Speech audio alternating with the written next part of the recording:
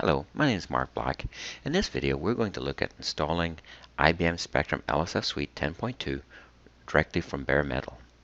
We're going to start off by installing a IBM Spectrum Cluster Foundation management node, and then discovering the bare metal, and finally installing IBM Spectrum LSF Suite 10.2 on top of that. So this is part of a series of videos, so there's lots of other topics you can look at.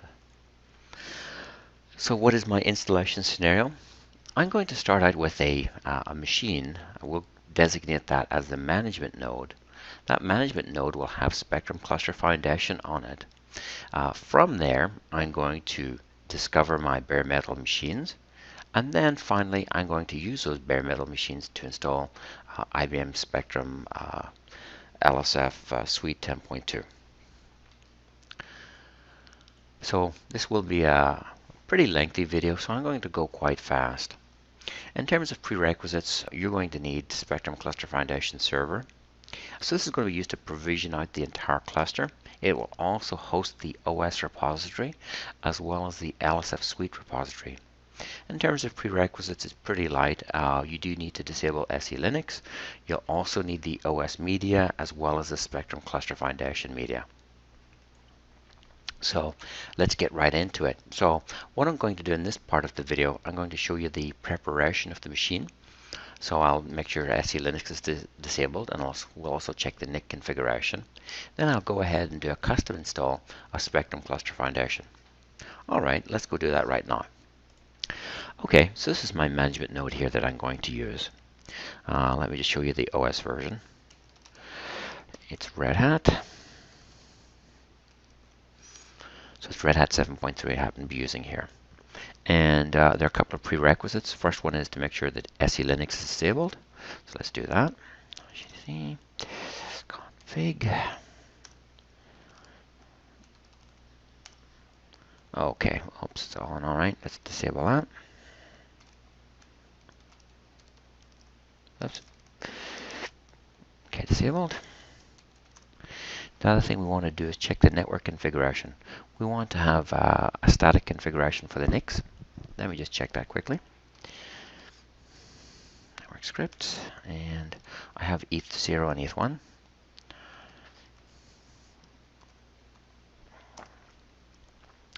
And sure enough, okay, I've got a static config here. The other thing, I don't want, I want on boot yes. Do I have that? Yeah, yeah. Okay, on boot is set to yes. That's good. And let me just check the other NIC. Yep, on boot is set to yes, and we've got a static IP address. Okay, so I did change the SE Linux configuration. Let me just quickly reboot the box.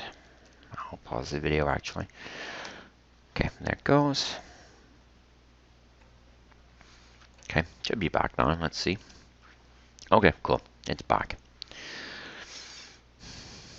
So I've already downloaded the two files that I'm going to need. One is, of course, the Spectrum Cluster Foundation media, and the other is my OS media. So I had RHEL 7.3 installed here, so I need my RHEL 7.3 media. Okay, let me get this ready to install. So I want to mount the OS there. Sorry, not the OS media, the Spectrum Cluster Foundation media first. And in there we'll find the installer. I'll mount it to /mnt. Okay, I'm going to need this in a moment, so I'm just going to put that in the copy buffer. Okay, so this is my media that I've mounted. I'm going to run install.sh.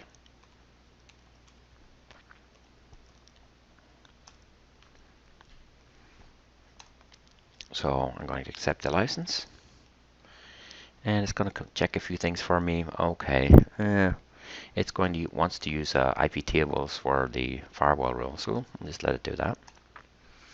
And it wants to disable network manager. Yeah, and it doesn't like cron ed. It's going to use NNTPD, I think, instead. So we'll let it do that. So I should say this is a fresh install of Red Hat 7.3.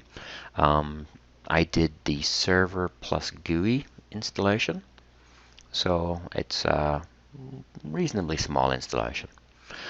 Okay, so I got a choice whether I can do a quick installation or a custom installation. I'm going to go for custom, just to give you, well, to let you see more of the options. Okay, it's going to ask where to create the install directory. I have just one partition, so it's going to be in slash. Oops. Here we go. So now it's looking for the OS media. So I had that ISO sitting in slash root. So let me go and choose option 2. And it's slash root slash and paste. There we go. So now it wants to know about NIC configuration. I'm going to use NIC number 2 or ETH1 for my provisioning interface. And it wants to use a particular range, so I'll give it a range. 10.50 to 10.59. You can use whatever range you want, as long as, of course, it's free, right? Now it's asking if you want to provision the compute nodes using node discovery. If I say yes here, it's going to ask for an IP range that it can use to do the discovery process. I'm not going to do that because I already know the IPs that I want to assign to these machines. I'm going to, to force that, so I don't need this discovery DHCP network. Okay, now it's asking about the management interface. I only have one NIC left, so it'll be this one. Do I want to enable the firewall rules on the public interface? Yes, let's do that. Do I want to enable NAT forwarding from the management node to the compute nodes? Okay.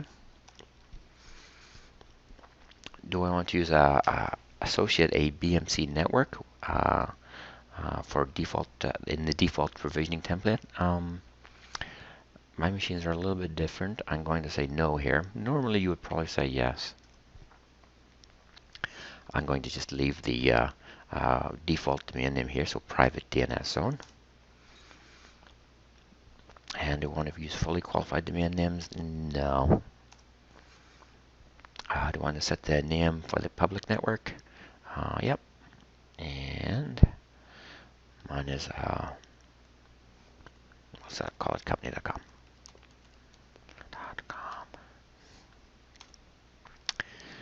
Entity IP address exchange name servers. We'll just leave that as. It detected it already.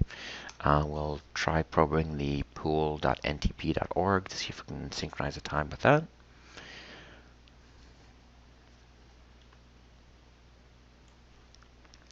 You have a choice. Do you want to export the home directory from the management node to all the compute nodes? I'm just going to say yeah. If you had your own NFS server, you would say no here and you'd use that NFS server. Do I want to change the root password for the compute nodes? I sure do. Okay, so this is the database password. I'll change that first. Now the root password for the compute nodes.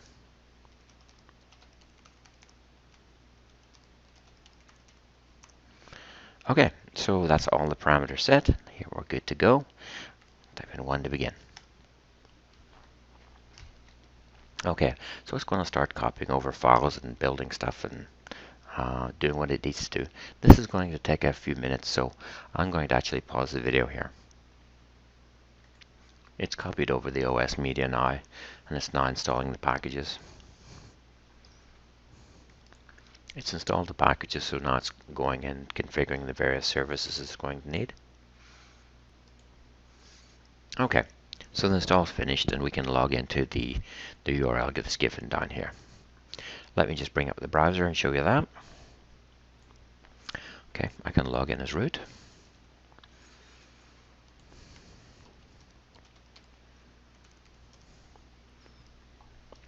Okay, so IBM Spectrum Cluster Foundation has been installed, and we're ready to go to the next part of the installation. So you've seen the OS preparation as well as the custom install. Let's go to the next part. Here we're going to add the Spectrum LSF Suite media, and I'll set up this machine, the management node here, to be the deployer for LSF Suite 10.2. Let's do that right now. I've placed the installation files for LSF Suite 10.2 onto this machine already. We can see them here. So these are the LSF, this is the Enterprise Edition that I've got, and I've got for both Power and x86. So what we're going to do now is install these machines on, install these pieces onto this machine. So this is the Spectrum Cluster Foundation Management node. It's also going to be the deployer node for my LSF Suite Enterprise Edition. Okay, so I do that by just running these files. It's pretty straightforward. So I'll start off with the x86 because this is an x86 machine.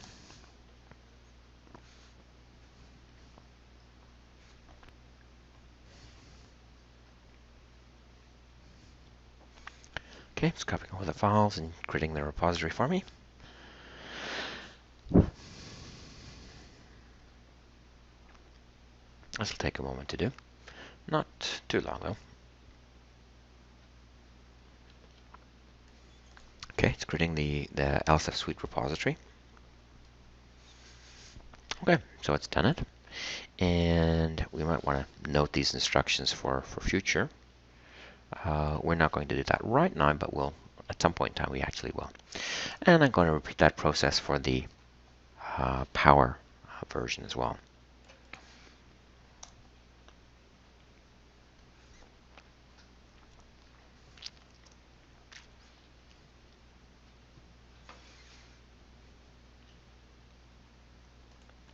Okay, that's very quick. All right, so let me just quickly show you. Var HTML. So we have this directory here now, and this contains the packages for IBM Spectrum LSF Suite. There you go. Okay. So this part of the process is complete. We now have our LSF Suite packages installed on the machine, and this is now the deployer. So if we go to opt IBM LSF installer playbook, we have the pieces that we need to install a cluster. What's missing right now is the machines, the bare metal. So now we need to go and do the steps to add in the bare metal and deploy them. Okay, so you've seen how we turned this machine into the deployer node for LSF Suite 10.2. Let's go to the next part. Here we're going to discover our bare metal machines, and I'm going to create a cluster provisioning template for provisioning those machines. Then I'm going to deploy that onto the bare metal machines. Let's do that right now. Okay, let's talk about bare metal discovery. So I'm just going to log into my cluster now. Right. So we have to discover the machines before we can actually provision them. And that's done by going into the infrastructure and nodes. And under the Node tab, we click the Add button. So we have a couple of things. We've got to fill in the node group. It's always compute. Provisioning template. This will be the based on the OSs that you have available. Typically, you want to take one of the stateful compute types. It'll fill in some details for you. This is just for initial discovery or initial installation. One thing to note, it's going to use the default network profile. If you have something different or need something different than that, then I would suggest that you edit that profile before you do this discovery process. Right, next. So I've got two options here. One, I can auto discovery via Pixie Boot, and you'll recall that during the installation I was asked for a range, an IP range to use for the discovery process. I didn't provide one, so that's not an option for me. So what I have to do is import via node information file. And I've prepared one in advance already, so let me just pop that up so you can take a look at that.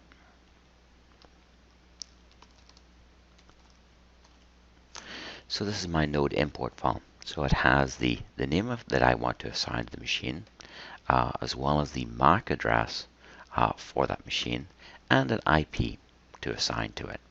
So this is the file that I've created, and what I do now is I just browse for that file, and oops, I'm going to basically hit the browse button, and it has to be on your local machine. You'll find that file, and then when you do that, you can add some tags to it if you need to. Tags are basically logical groupings of machines. You'll hit the add button, and it will do its thing for a bit, and eventually you'll see something like this. You'll see your list of machines. The power state may be unknown when you initially discover it. What you want to do is wait for it to be in either the off or on state. Once that's done, then the machines are ready to go to the next step, which is the actual provisioning.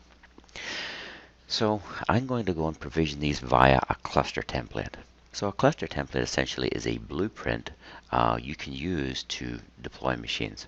I'm going to create a new one.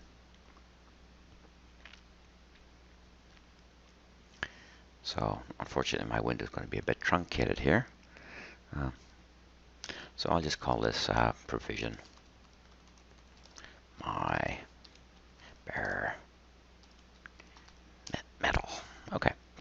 So I have two tiers here. One's defined as master, the other's compute nodes. I don't need this one, so let me just delete that. So this essentially defines what OS and the network configuration that I'm going to use. So for the OS image, I want to take the stateful compute. For the network profile, I'm going to take the default network profile, which is okay. Upgrade, I'm not using that option. Servers, I'm going to change this to, say, system limit. So I can provision as many machines as I want. And what else do I want to do? I can add some post-install steps here if I want. So say, for example, I wanted to do some additional things. Unfortunately, my screen's too small to show you this, but I'm essentially dragging from the bottom left a new script template and dropping it here. And in here, I can put whatever code I want. So post install stuff. Give a description, and then I can provide the script. Let me just edit a little script here, just to put something.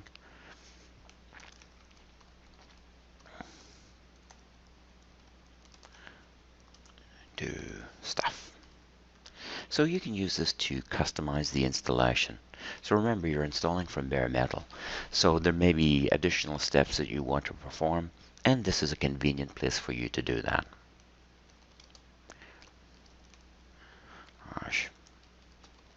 .log. Okay. So there's my post install script. And you can actually have multiple scripts, and you can reuse those scripts as you develop them. Alright, so that's my cluster template ready to go. So I'll just save that. And we can close this. So now I have my template. I want to now publish that. So publish it basically means that it's available for use. Okay, so now I want to go and provision my machine. So you'll recall that I had a number of boxes there. I'll just show you quickly. So I have these machines here, and I want to now deploy the cluster. Okay, so I go to my clusters tab and go to clusters, and I want to create a new cluster. So there you go, there's my provision, my bare metal cluster template. It's already selected. It's asking me how many machines or what I want to call it. So I'll call it my bare metal. So it's my cluster. And I had, I think, 4 machines. Okay, I hit create. And away it goes. So that's going to go provision the bare metal. So here's my machines here. I'm just going to pause the video here because this is going to take some time to provision from bare metal. And we'll come back once it's done.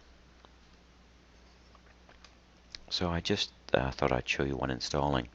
So I've logged into the console of one of the machines, and you can see it's doing a basic Red Hat installation, a text-only installation.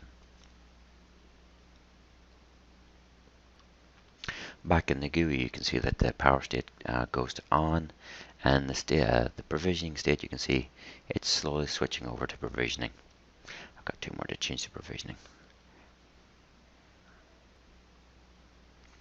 Okay, I just keep hitting the refresh button, so we can see that we've got one machine here. It's host number 1 is already provisioned and ready to go. We're just waiting for these other 3 to complete the provisioning process. So just one note of caution. When you install Spectrum Cluster Foundation, it does provide a DHCP server. So you need to make sure that on the provisioning network that the Spectrum Cluster Foundation DHCP server is the only DHCP server on that network.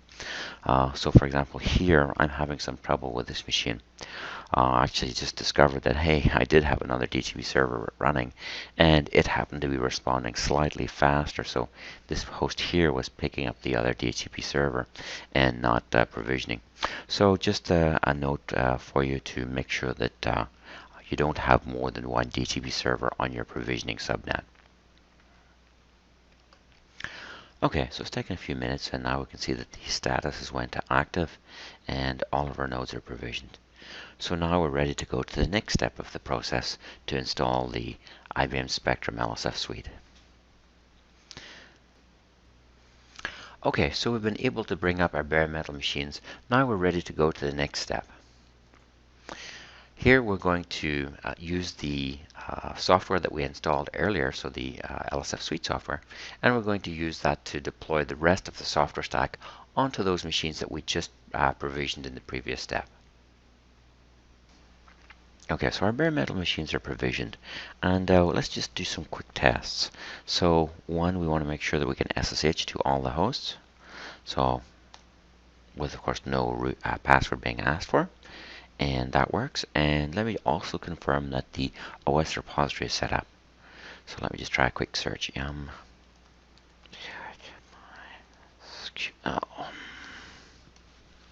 sure enough, the yum search works. Okay.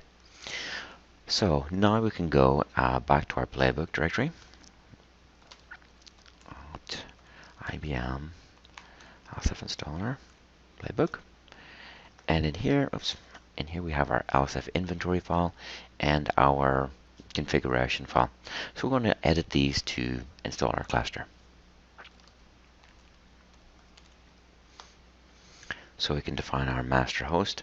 I'm going to leave the management node as the master. And for my servers, I'm going to list my machines that I've installed from bare metal.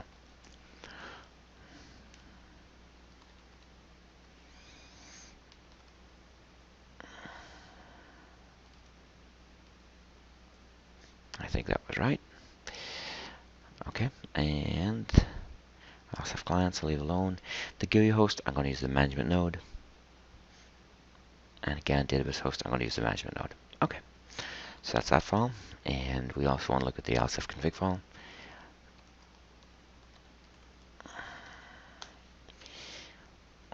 Okay, I'll leave the name as my cluster. We'll leave the monitoring enabled. I don't have a shared directory. Well, I could set one up, but we'll just keep it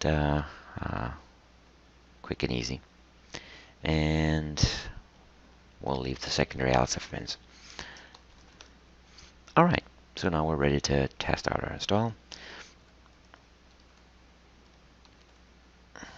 -I, inventory, and let's run some of the checks first. Config test.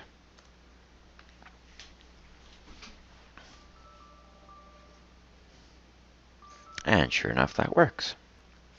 Okay, cool, that worked. Let's try the pre-deploy test. So Ansible playbook again, -I, oops, inventory, pre-deploy test. I let that run.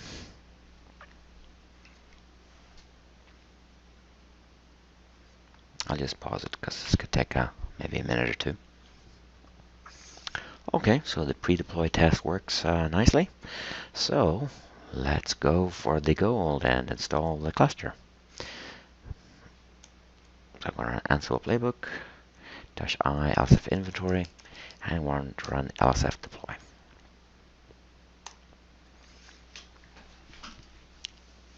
Okay, so this is going to take a couple of minutes, so I'm just going to pause the video here, and we'll come back to it in a minute or two. Okay, so the install finished, and let's go evaluate the results. So first thing I need to do is source the environment. So easiest way to do that is just to log out and log back in. So LSID, hey, there's my cluster. It's called my cluster. The master is this machine here. There we go. We have our machines in the cluster. And they're all okay. Cool. Let me just show you on the GUI. So I'll just log in as root. And there we go. Okay, so what have you seen? Well, you've seen the installation of IBM Spectrum Cluster Foundation 4.3. You've seen how we can add in the IBM Spectrum LSF Suite software to it to turn that management node into a deployer node for our Spectrum LSF Suite. You've seen the discovery process for bare metal. We've also created a cluster provisioning template, in effect a blueprint for provisioning the bare metal machines. We've provisioned some bare metal machines, and then finally we installed LSF Suite 10.2 onto those machines that we just provisioned. For more information, here's a link down here that you can follow. And thank you very much. I hope you enjoyed that.